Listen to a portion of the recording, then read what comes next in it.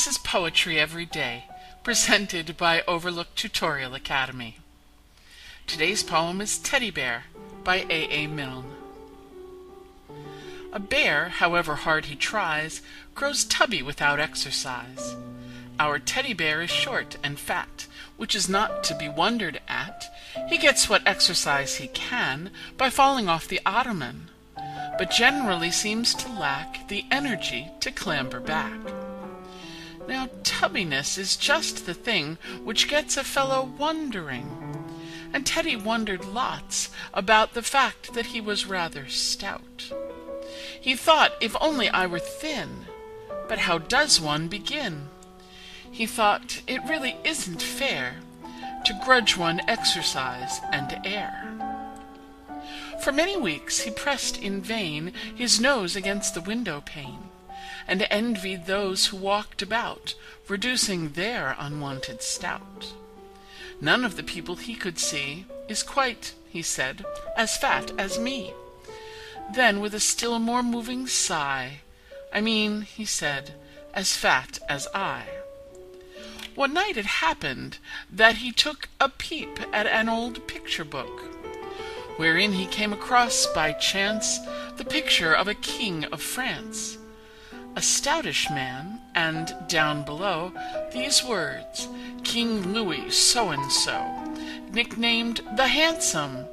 There he sat, and to think of it, the man was fat.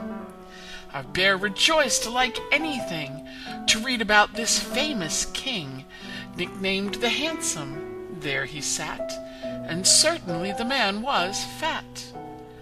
Nicknamed the Handsome, not a doubt, the man was definitely stout. Why then a bear, for all his tub, might yet be named the Handsome Cub.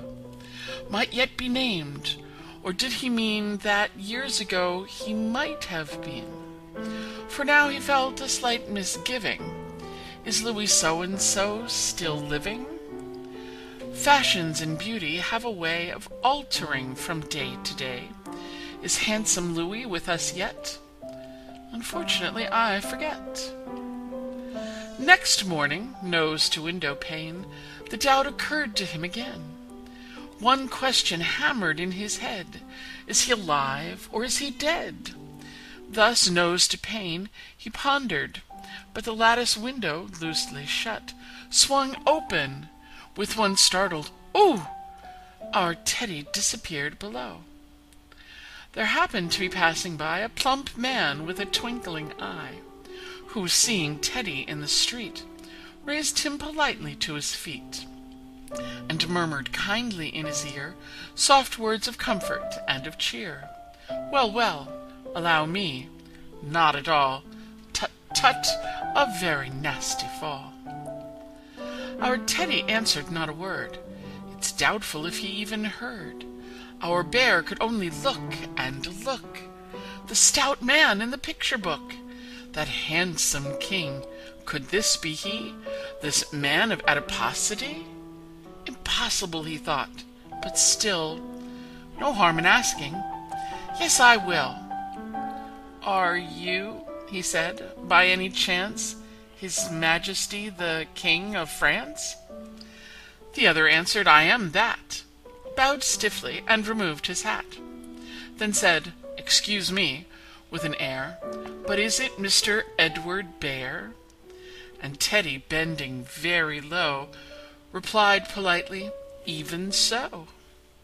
They stood beneath the window there, the king and Mr. Edward Bear, and handsome, if a trifle fat, talked carelessly of this and that. Then said his Majesty, "Well, well, I must get on," and rang the bell.